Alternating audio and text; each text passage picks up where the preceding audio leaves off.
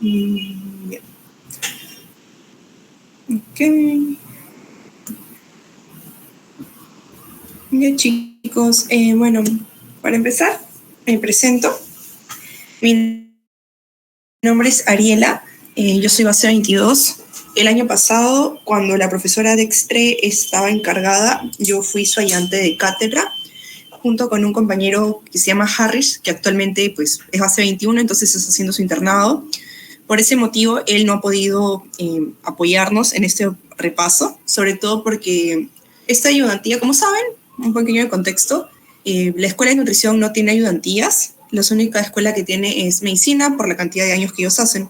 Sin embargo, el año pasado, la profesora Dextre, cuando estuvo encargada, solicitó a dirección formalmente que haya una ayudantía, ya que siempre se ha visto que pues, en este curso se van mucho a SUSTI, pero nadie jala.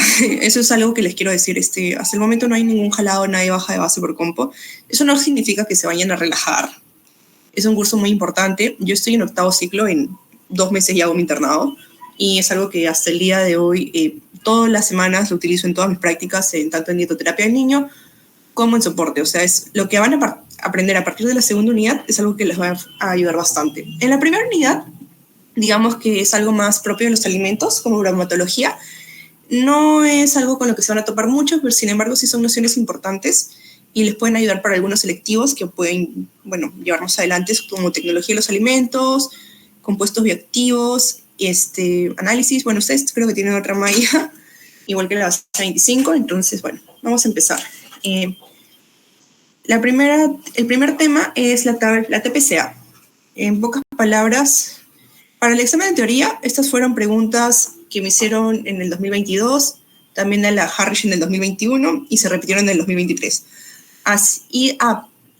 También mencionarles que a cargo de la primera unidad siempre he estado a cargo de la profesora Sisi. La profesora Sisi y el profesor Calderón. La profesora Dextre se encarga a partir de la segunda unidad. Espero siga siendo así. Bueno, ahora, en la TPCA, ¿cuáles son las preguntas más comunes? Que ya se las han mencionado en sus prácticas. Es a cargo de en qué entidad está, cuál es su año de publicación, cuántos son los alimentos que estudia, en cuántos grupos se divide, cuáles son esos grupos, y también, por ejemplo, cuál es el código de cada alimento. Les van a preguntar huevo, y ustedes ya tienen que saber qué grupo de alimentos es. Lácteos, tienen que saber cuál es su código, letra. Y también cuántos son los nutrientes que estudian. Eso también seguro lo han visto en sus seminarios. Y bueno, en ejercicios, en la parte práctica, ¿qué les puede venir? Lo más importante, en lo que la más cantidad de personas se trunquea un poco, es esta parte de acá. Lo que son carbohidratos, tanto totales como disponibles y fibra. Acá es muy fácil. Básicamente es la fórmula de acá. Bueno, vamos a decir que carbohidratos totales es igual a carbohidratos disponibles más fibra. Cuando ustedes hagan sus dietas, que ya deben estar llevando Nutrición y Alimentación 1, seguro ya les han dado su Excel donde hacen sus dietas y todo, ponen el código y no pongan carbohidratos totales, solo pongan carbohidratos disponibles. Carbohidratos disponibles es el carbohidrato neto como tal. Cuando es totales ya incluye la fibra, pero si ponen totales estarían sobreestimando el número de carbohidratos. Entonces, totales es igual a disponibles más fibra. Acá lo tienen despejado y esto va a venir. Esto también les pueden preguntar. Proteína, ¿mediante qué método valora o mediante qué método lo estudia la TPCA? A partir de la cantidad de nitrógeno total. Esto es determinado por Kendall, que es un método en el que valoran tanto proteínas, también en humanos, lípidos totales, es decir, triglicéridos, más fosfolípidos, más esteroles, etc. Solo les van a preguntar eso, que son lípidos totales. Carbohidratos, lo que yo mencioné, incluye el valor de fibra dietaria en totales. Carbohidratos disponibles, despejan esto y solo les va a quedar que es más fibra.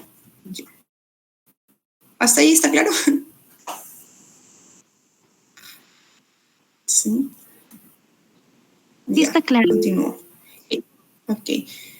Esos ejercicios, ok. Acá están ejercicios de práctica, así vinieron en los exámenes. Yo también ayudé a revisar por si acaso, entonces así viene. Alimento, tumbo serrano, lentejas grandes, les van a poner, por ejemplo, ¿cómo fue mi examen en el 2022? El examen práctico, ustedes van a tener una hoja, espero que no haya cambiado, bueno, no creo que haya cambiado, siempre suelen ser lo mismo. Agarran una hoja en blanco y les van a poner un circuito de alimentos. Por ejemplo, 20 alimentos. Y entran al laboratorio de dietética y van a ver que en las mesas, esos mesones grandes, van a poner un alimento o 3 alimentos por mesa. Entonces van a pasar uno por uno, así como decían en sus exámenes de histología, que pasaban uno por uno y completaba un minuto y siguiente, ya. Pero no con cosas feas como histología, sino con alimentos. Y tienen que poner cuál es el nombre del alimento, a qué grupo pertenece de alimento y cuál es el código o la letra que identifica a ese grupo. Por ejemplo, el tumbo serrano. ¿Por qué les pongo tumbo serrano? Porque antes de mi examen de compo yo no sabía que era el tumbo serrano. Y mucha gente tampoco. Entonces eso vino, no los vayan a sorprender, lo he puesto ahí en la imagen. Esto es tumbo serrano. El tumbo serrano es una fruta. Frutas ya saben que pertenece al grupo C de los alimentos. También cuando pongan lentejas o pongan, lentejas, tienen que poner lentejas grandes, porque no pueden poner lentejón. Hay lentejas grandes, hay lentejas chicas. Así está la TPCA. Ustedes buscan en la TPCA, les va a salir lentejas grandes, lentejas chicas. Buscan avena, les va a salir avena integral, avena envasada, avena hojuela. Entonces tienen que poner nombre y apellido del alimento. También les pueden poner esto, que son ejercicios de práctica, que es simple. Es una regla de 3, acá no tiene que complicarse, no hay mucha ciencia en esto. Ustedes saben que en la TPCA todos los valores de los alimentos están en 100 gramos. Entonces, en 100 gramos tengo 24 calorías. Si una naranja me va a pesar 150 gramos, ¿cuántas calorías me va a tener? Entonces, simplemente 150 por 24 sobre 100. Entonces, 36 calorías. Es una regla de 3, todos lo sabemos. No se complique, ni siquiera está en calculadora. Luego, esto me preguntaron en pasitos, ¿ok? Eso no vino en examen como tal, vino en pasitos. Lo hizo un profesor que ya no enseña en la universidad, fue un profesor de práctica, fueron sus preguntas, que eran de esos pasitos. Se los estoy poniendo por si acaso les quisieran poner una pregunta rebuscada, ya quedó como banco. Entonces, ¿qué otras cosas pueden preguntarles de la TPCA si se pusieran muy exquisitos los profes? ¿Dónde fue la publicación? En la revista Anales de la Facultad de Medicina por el Dr. Collazos. ¿En qué año se publicó la primera tabla? En 1952. ¿Cuál es un cambio que hay entre la TPCA actual y una TPCA antigua?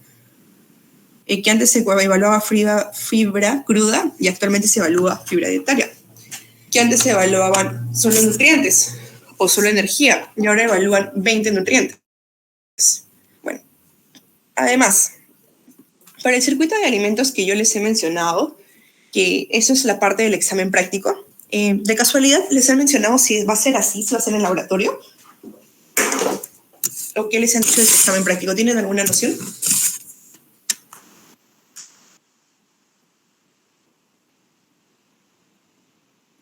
Ya, si va a ser en el laboratorio, va a ser así como les digo. Ustedes van a entrar, no van a entrar todos juntos porque son una promoción grande.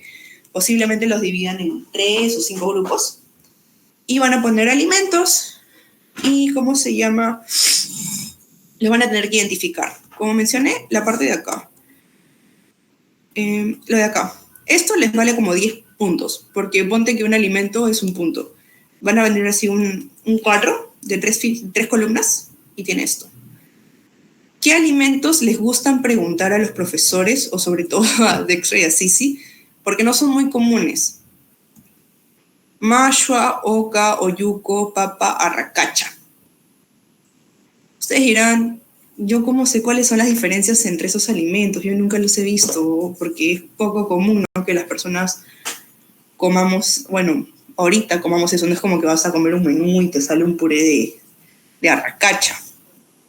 ¿Qué hicimos unos compañeros y yo? Bueno, si ustedes acompañan a su mamá al mercado, van al mercado, pregunten qué es eso, pregunten cuál es la mashua, pregunten, ¿tiene mashua? Si nunca la hayan visto, vean Le di este tip a la base 23 y le fue mucho mejor que a mi base en su examen. De hecho, hubo 20, lo cual me alegró bastante porque significa que, pues, está bien, que los chicos saben. Una chica se fue a estudiar al mercado, esa parte. Suena muy gracioso, yo sé que van a decir que estás loca, pero estas cosas, si ustedes no saben identificar ni siquiera pimiento de rocoto, créanme que necesitan ir al mercado. Si no saben diferenciar culantro y perejil, les va a venir en el examen. Entonces tienen que poner, ¿no? Mayo, aoco, yuco, papa, racacha. Otras, recuerden que estos son raíces, no son tubérculos. La beterraga y el camote también los consideran raíces. Si les preguntaran específicamente el grupo, pueden decir eso. También, como mencioné, los alimentos tienen nombre y apellido. Es decir, no puedo poner solo lentejas, no. Lentejas, ¿qué tipo de lentejas? ¿Lentejas chicas o lentejas grandes? Esto yo diría que es una fija. También, por ejemplo, cuando ponen frijol. ¿Frijol qué? Frijol blanco, frijol panamito, frijol bayo. Eso tienen que saber. Acá está. El frijol tienen que saber la variedad. El frijol tiene un montón de variedades. Frijol zarandaja. Recuerden saber eso. Ok, aparte, pueden poner verdadero y falso. ¿Qué tienen que saber de la TPCA de memoria? Que la TPCA trabaja con peso crudo y peso neto. ¿Y cuál es la diferencia entre peso crudo, peso cocido, peso neto, peso bruto y peso escurrido? En esto suelen haber preguntas, tanto en mi base como en la 23 hubo estas preguntas, así que no es algo que requiera mucha ciencia, así que lo voy a explicar muy fácilmente. Ustedes, todos en su casa hacen arroz. La mayoría de personas comemos arroz. Entonces, no sé si han visto que ustedes o los que hagan arroz ponen una taza, ¿no? Tu mamá te dice, haz una taza de arroz.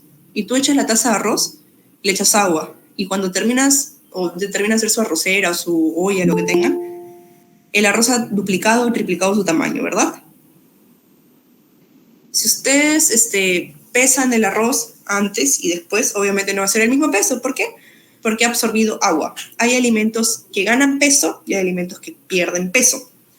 Por lo cual siempre se evalúa el alimento con peso crudo en la TPCA. Recuerden que el peso crudo lo va a evaluar por cada 100 gramos. Entonces, ¿qué alimentos van a ganar peso y qué alimentos van a perder peso? Aparte de la técnica de cocción, lo que tienen que saber así a secas es que los alimentos cárnicos suelen perder peso. En cambio, los cereales, más que nada, ganan peso. Los cereales duplican su tamaño, o sea, es decir, también su peso, y la quinoa hasta lo triplica. A ver, luego sigue peso neto y peso bruto. También peso neto y peso bruto.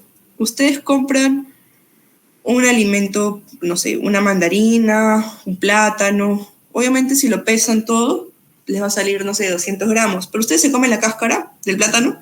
No, ustedes solo se comen el plátano. Entonces, esa cáscara, el desperdicio, no lo consideran parte del alimento. Eso sería el desperdicio. Entonces, si la cáscara es peso neto, con la cáscara es peso bruto. Y cuando mencionan peso escurrido, básicamente va para enlatados. El ejemplo más común es el atún, pero recuerden que también se utiliza en conservas. Por ejemplo, ustedes compran su durazno en almíbar, un postre, algo que esté en almíbar, una conserva de menestras, va a venir con agua. Tienen que escurrirlo para saber cuánto viene. Entonces, eso es el primer tema. Con esto estaríamos acabando el primer tema. Quiero saber si aquí hay alguna consulta. Si quieren que repita algo. Si tienen alguna duda del examen que les he dicho del circuito. Ya, todo bien. Perfecto, sigamos.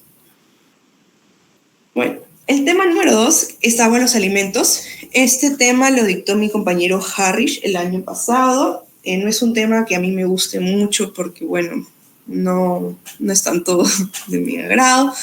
Sin embargo, les voy a mencionar brevemente qué cosas les pueden preguntar en el examen, qué cosas ya han sido preguntas, y qué cosas son las más básicas. O sea, un resumen del resumen de su guía de práctica.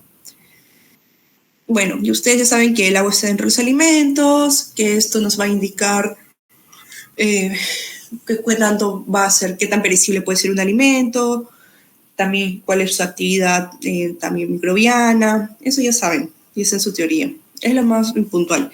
Luego, ¿qué métodos se utilizan para determinar la cantidad de agua en los alimentos? Estos tres principalmente: el secado por estufa y la deshidratación en horno. Bueno, ¿cómo hacen la deshidratación? Eso ya lo deben haber hecho en análisis.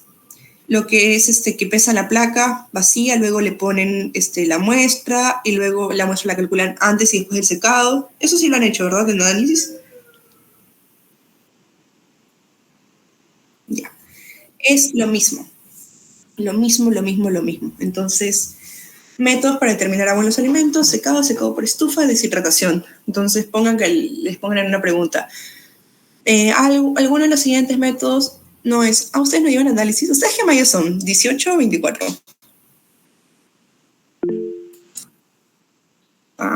Pensé que había desde mayo 25. Ya bueno. Perdón. Está bien, su malla es mucho mejor que la mía, créanme. Yo hice su malla más bonita. Está bien, entonces estos tres son los métodos. Bueno, si no lleva análisis, les voy a explicar. Ponen una placa vacía, es decir, como un platito, y al platito le van a poner, por ejemplo, una rodaja de naranja. Esta rodaja de naranja sobre el platito la van a meter a un horno, que es un horno chiquito, parece un frigobar mini. Y luego lo van a pesar después de ciertas horas y van a ver que pierde agua. Entonces ese peso antes y después, lo que se pierde va a ser la cantidad de agua, y así lo estiman. Luego, aguas y bebidas.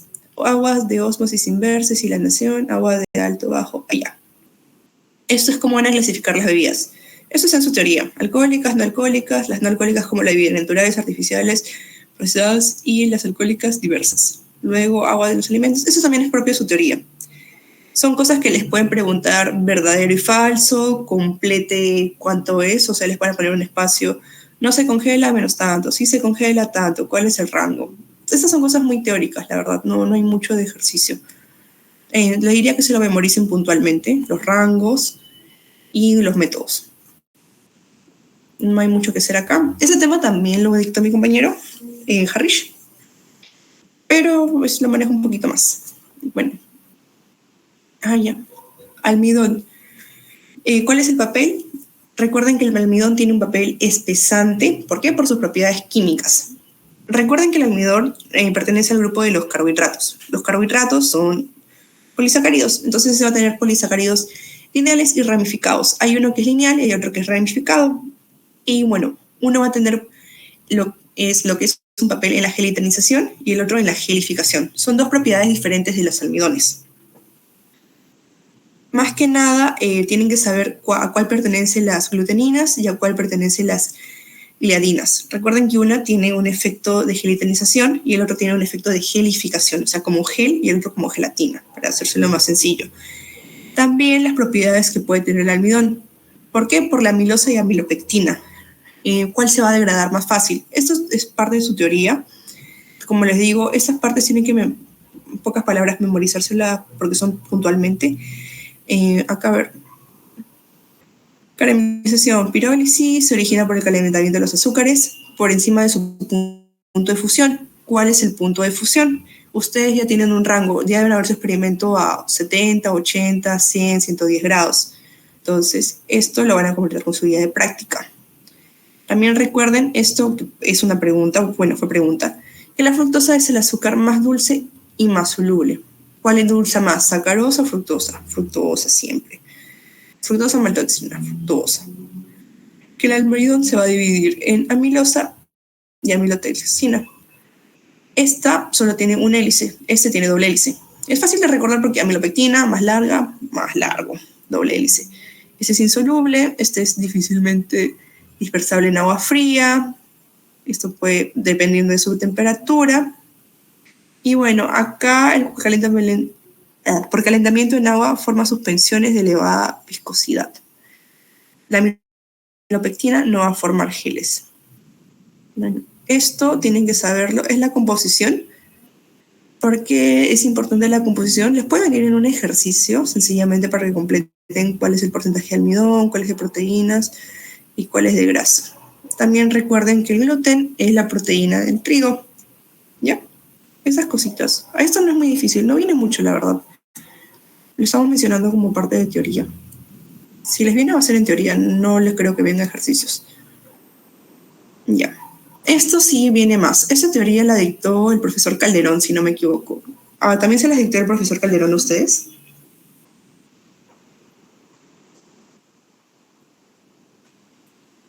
Uy, ya.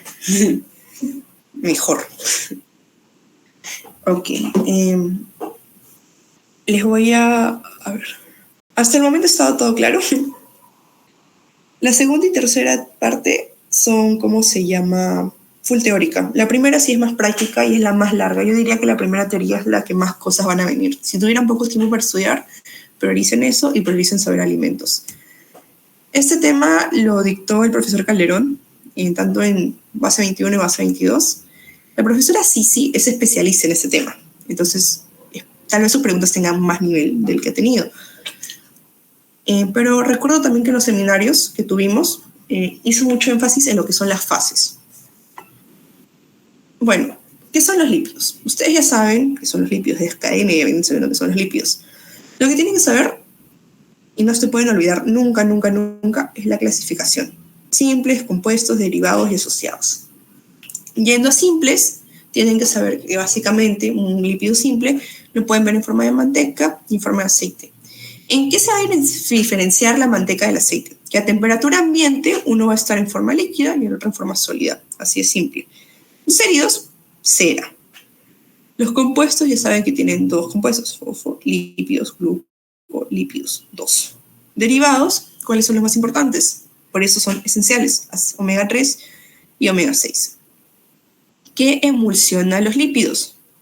Bilis y detergentes. En su guía de práctica deben haber hecho experimentos en cuáles son los emulsionantes de las grasas. Y como saben, el emulsionante estrella es la bilis. No hay mejor emulsionante de este. Pero si en caso no hubiera, puede ser el detergente, obviamente, porque ustedes cuando lavan sus platos y queda todo grasoso, que es lo único que lo saca, el ayudín que tiene detergente. Pero en su cuerpo no funciona así. En su cuerpo funciona con bilis y lo degrada mucho, mucho mejor. Entonces, luego, ¿cuáles son las fases de los lípidos? ¿Cómo los podemos clasificar también por tipos de fases? Una fase directa y otra fase inversa. ¿Cómo es la fase directa? Bueno, la mayor parte va a ser hipofólica y la fase continua va a ser hidrofílica. La fase dispersada, disculpen, recuerdan que esto tiene que ser así. Eso se cumple. La parte dispersante es mayor a la parte dispersa. Entonces, lo que ve más el medio, acá el medio, no las burbujitas, sino el medio, sería la fase dispersante. Y los puntitos serían la fase dispersa, que están en menos cantidad. Y como ven acá, uno es lipofólica y otra es hidrofílica. O sea, se va a invertir simplemente. Por eso que está oil, water, water, oil. O sea, aceite y agua, agua y aceite. La imagen lo dice todo. Y bueno, ¿qué va a identificar las grasas y qué va a identificar el agua? Por sus experimentos saben que el azul de metileno va a reconocer cuando hay mayor cantidad de agua. Y cuando hay mayor cantidad de lípidos, ¿qué lo va a reconocer? El Sudan 3. Esto es por reacciones químicas. Básicamente va a pintar sus enlaces. Y bueno, por ejemplo, ya han hecho el experimento en las mayonesas, en las grasas, y le echan azul de metileno y le echan Sudan, ¿verdad? ¿Y cuál reacciona? Hay un experimento que me gustó mucho y creo que es importante mencionarlo. ¿Por qué? Porque a veces podemos pensar que un alimento va a tener, no sé, mayor cantidad de grasa que otro. Sin embargo, en el mismo alimento, si es procesado, puede tener diferente composición química. Por ejemplo, la mayonesa. En mi grupo y también en la 23 compraron mayonesa a la cena y mayonesa al peso. O sea, mayonesa a la cena, que creo que es la más cara, la más conocida, la más rica, y una mayonesa así de un solo. La mayonesa a la cena era Sudan 3 positivo. Sin embargo, la mayonesa al pesa era azul de metileno positiva, y las dos eran mayonesa. Entonces hay alimentos que estén industrializados que pueden tener diferentes reacciones y por ende composiciones. Entonces, hay alimentos, los que no son industrializados obviamente van a tinturar, por ejemplo, la manteca de cerdo va a ser siempre SUDAM 3 positivo. La leche, obviamente, a comparación de la manteca de cerdo, va a ser azul de metileno positivo. Pero tengan cuidado si les pusieron un alimento trampa como la mayonesa. Ese es depende. Ya saben que esas palabras les encantan a los profesores, depende. A ver, estas fueron preguntas de la guía que vinieron en el examen. ¿Cuál es la mayor importancia? Esas son las preguntas que vinieron en el examen. Le he puesto de rojo las que creo que valían 2 puntos. O sea, ponte que todas estas valen 0.0 y 0.5 y ahora había una que valía 1. Esas son las que están de rosado resaltadas. Entonces, vamos a hacer un pequeño repasito. ¿Cuál es la mayor importancia del consumo de lípidos saludables? O sea, ¿qué rol tiene en su cuerpo? Porque también en su teoría han visto que tienen implicaciones. Bueno, describa los aceites omega 3, 6, 9 y qué alimentos lo proporcionan. También lo deben haber visto. ¿Cuál es el uso de las grasas en la fabricación de jabones? También cómo se llama ese proceso, ya saben que es saponificación. ¿Por qué 1 gramo de aceite o grasa produce 9 kilocalorías? También fue pregunta de examen. También nos pidieron hacer un listado de alimentos con lípidos de consumo humano. Bueno, esto de hacer alimentos con octógonos, ya creo que no creo que lo pregunten otra vez. ¿Cuál es el rol de las bilis? Ya saben que es el emulsionante estrella. Y ya saben que la reacción de saponificación y para qué sirven, para hacer jabones y para la industria. Ya. Ese tema, el de grasas, sí viene un poquito más. Yo diría que después de la TPCA, grasas es el que más viene, luego proteínas y luego estos dos que les he mencionado que son agua y almidones. Bueno, sigamos con proteínas. ¿Hasta ahí está claro? Ya, chicos, continúo. Igual si alguien tiene pregunta o yo a veces hablo muy rápido, con confianza me cortan, ¿ya? No hay problema. Ya, continuamos. El tema 5, alimentos fuente de proteína. A ver, la leche. Cuando hablan de leche, ¿qué tipo de leche hay? Fresca, descremada, reconstituida, compuesta, homogenizada, pasteurizada y condensada. Este es mi mega resumen, que bueno, esto no es en la teoría, esto creo que yo lo hice. ¿Cuál es la leche fresca y cuál es la leche, ¿cómo se dice? ¿Entera? Bueno, la leche fresca, por así decirlo, es lo que ustedes compran y está en bolsa o está encajada de litros de la UHT. No es la leche evaporada. Es decir, esta leche ya no necesita mezclarse con agua. En cambio, la evaporada sí necesita mezclarse con agua. Es una diferencia. La esta ya está constituida. La descremada es que se ha extraído la grasa. Recuerden que descremada no es igual que deslactosada. Hay leche descremada que simplemente es menos grasa y deslactosada es que se le agrega la enzima lactasa para que descomponga la lactosa. Luego la leche reconstituida, que es la leche en polvo. La leche compuesta, que tiene un fin comercial. Por ejemplo, la chocolatada o esa leche sabor fresa tienen aditivos que no, o sea, sin ningún fin de molestias como la lactosa ni nada, simplemente es comercial. La leche homogenizada es un tratamiento, fue sometida a un tratamiento térmico y mecánico con subdividir los glóbulos de grasa y lograr la estabilidad de la emulsión. Es decir, esta ya es la leche que tampoco necesita mezclarse. La leche pasteurizada ya saben que es la más segura. Todas las leches han tenido que ser pasteurizadas igual. Y la leche condensada que tiene mucho más azúcar que agua. Entonces acá tienen mi pequeño resumen. Esto le van a preguntar.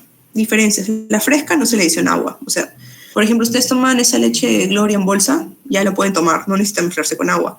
La evaporada, la que viene en tarro, obviamente la tienen que mezclar con agua. La entera viene con grasa, la descremada viene con menos grasa. va a depender de la marca y qué tanta grasa le quiten, debe estar en la etiqueta.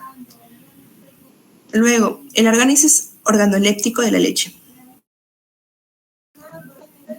Luego, esto les van a preguntar como verdadero y falso, posiblemente si es que viene. En color, olor, aspecto, transparencia, son características propias del alimento que tiene que cumplir, turbidez, y bueno, el pH, ya. El pH tiene que ser de 6.6, puede variar entre 6.3 a 6.7 con valores normales. El sabor es ligeramente dulce por la enzima, por la lactosa. Bueno, ¿cómo pueden saber si la leche está correcta? Por así decirlo, o sea, si la leche es leche en pocas palabras, para que no les pongan, tal vez le puedan poner el caso de Pura Vida.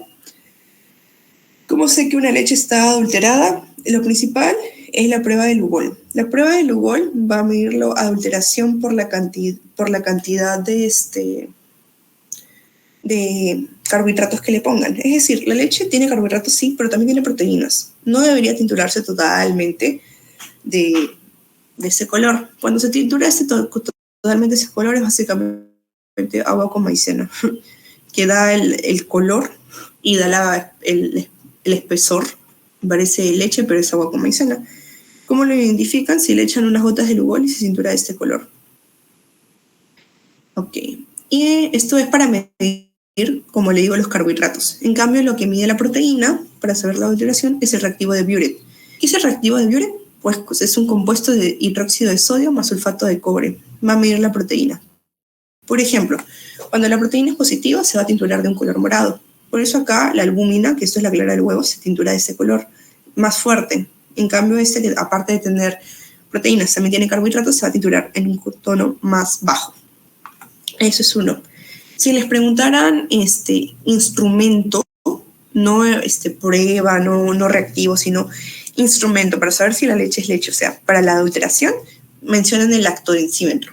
Ya, eso lo voy a colocar, me olvidé de colocarlo.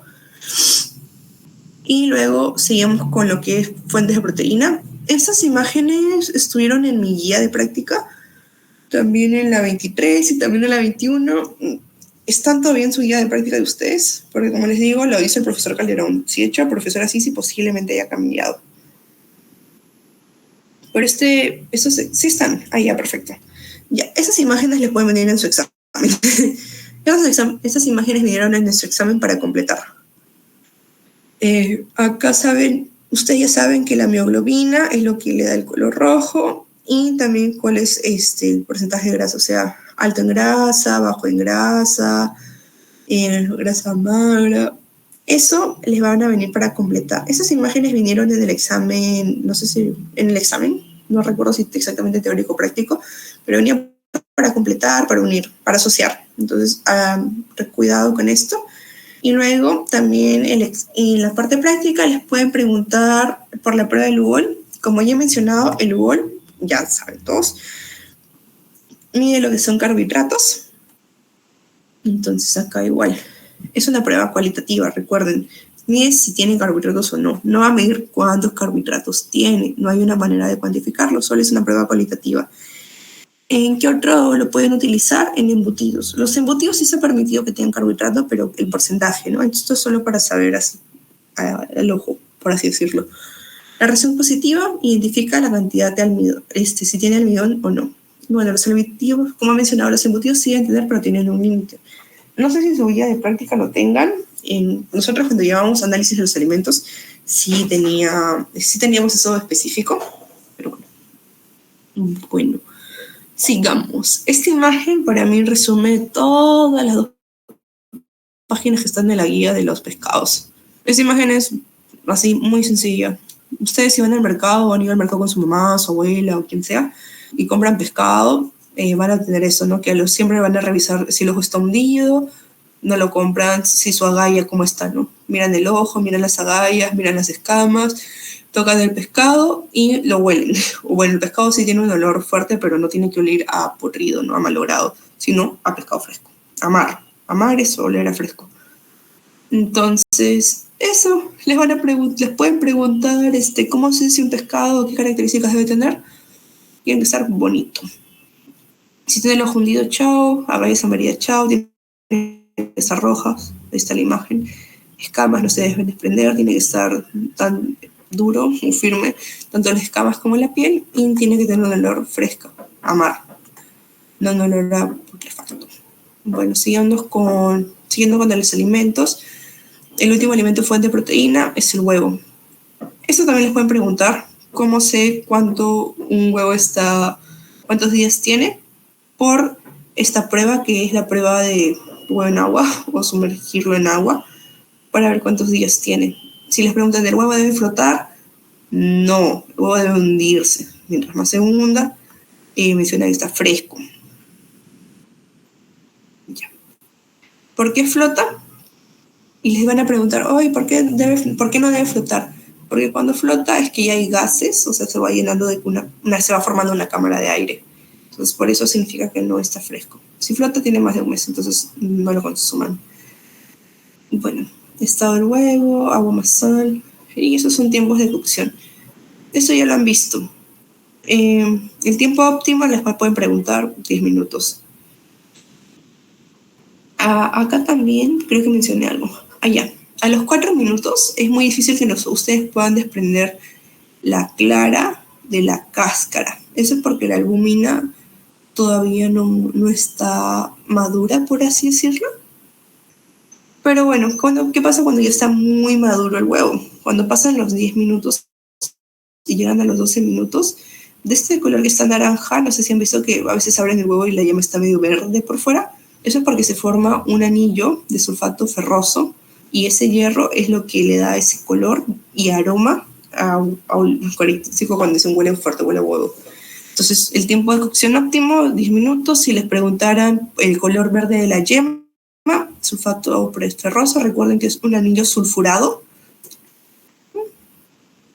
Ya, ¿hasta ahí está claro? Ya. Ok, sigo. Ok, chicos, voy a continuar. Este tema también lo dictó mi compañero Harris. No es un tema que yo maneje tanto porque es muy técnico. Se pega mucho a las líneas esto que tienen en su guía de práctica de cuánto debe medir, de usar ciertos instrumentos. Entonces, realmente yo después de esto no lo he visto más en la carrera. Entonces no es algo que he estado practicando tanto. Pero sí vino bastante en el examen lo que es frutas climatéricas y no climatéricas. Esto es lo que más les van a preguntar, lo que más nos preguntaron a nosotros. Comenzamos mencionando que el mayor compuesto de las frutas y también de las verduras es el agua. Los alimentos, las hortalizas, o sea, las frutas y verduras, tienen entre un 80 y 90% de agua, dependiendo. Hay grupos que tienen más, hay grupos que tienen menos. Las frutas, verduras, las hortalizas no suelen tener proteínas y lípidos. Recuerden que son mayormente carbohidratos. Bueno. Y luego, ¿cuál es su ciclo de vida? Tienen un crecimiento, una madurez fisiológica. Acá es cuando nosotros ya pues lo sacan el alimento, lo cosechan, pero no necesariamente necesitan una madurez de consumo. Se pueden aplicar hormonas y también se pueden liberar. Sobre todo, ¿cuál es la hormona de la maduración? Recuerden, el etileno. El etileno es la hormona de maduración, es fija. Esa reacción no se la van a preguntar, pero igual lo hemos puesto. Luego las frutas. Las van a dividir en climatéricas y no climatéricas. Ya saben que una es respiración lenta y otra es respiración acelerada.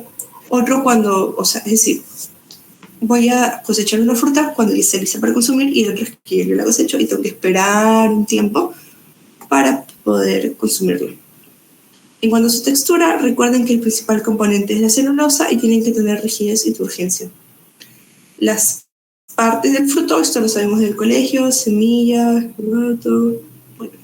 Bueno, clasificación de frutos simples. y múltiples. Esto es en cuanto a sus partes. Normalmente estos son los... Bueno, las hortalizas. Clasificación. Las hortalizas... ¿Qué son las hortalizas? Se conoce cualquier cultivo herbáceo.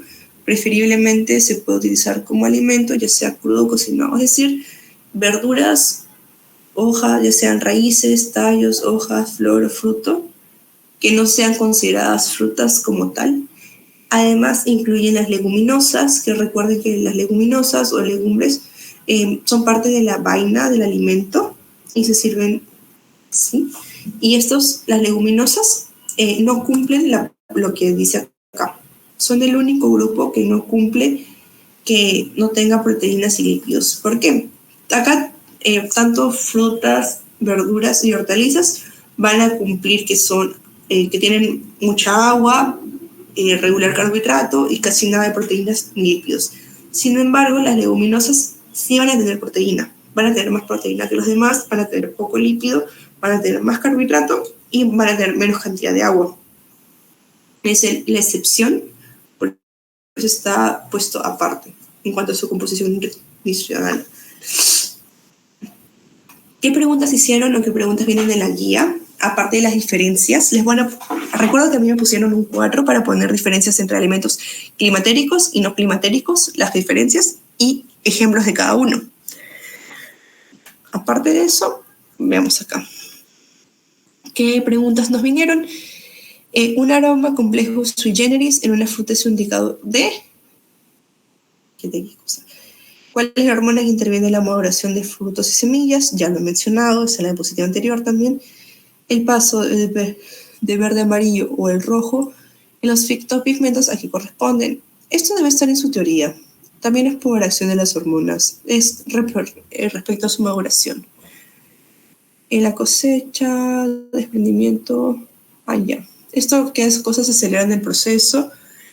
También les pueden preguntar un poco del perdimiento enzimático, verdadero y falso. Eso sí recuerdo que vino bastante. Bueno, hubo una pregunta extensa de verdadero y falso respecto a perdimiento enzimático y recuerdo que, por ejemplo, fue lo que es durazno y plátano. Ya. Y también la reacción de Maillard, que saben que se dan carbohidratos y también tienen que ver con la maduración. Bueno, chicos, ese tema, realmente el último tema que les he mencionado, no lo recuerdo mucho, yo no lo estudié después de llevar composición. Si tuvieran alguna pregunta de este tema, yo con gusto se lo menciono a mi compañero, que pues no ha podido estar acá porque él está haciendo su internado, como les digo, les consume bastante tiempo. Este material se los voy a pasar ahorita. Quisiera saber si tienen alguna otra pregunta.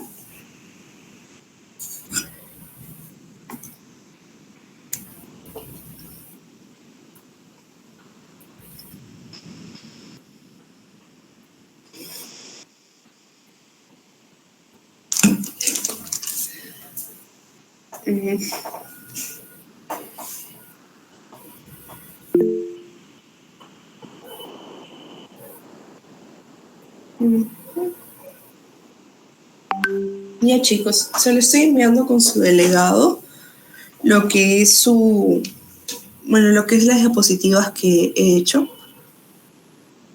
¿Ya lo tienen? Y como les menciono, si tuvieran alguna pregunta revisando los temas, me lo pueden hacer llegar con su delegado. Y como les digo, el tema que más vino fue el TPCA, luego vino alimentos de proteína, después vino esto de las frutas, y los últimos 3 vinieron poco, pero vinieron dateros, o sea, vinieron puntuales los que hemos puesto en las diapositivas. Entonces, bueno, chicos, tengan muchos éxitos para su examen, estudien bastante, y aprovechen este curso, sobre todo a partir de la segunda unidad. De todos modos, si quieren un repaso, yo coordino con mi compañero, pero con un poco más de anticipación, por favor, porque me han avisado hace 2 días y también tengo exámenes igual que ustedes. Entonces, disculpen que haya sido así rapidito. Bueno, eso sería todo. Muchas gracias.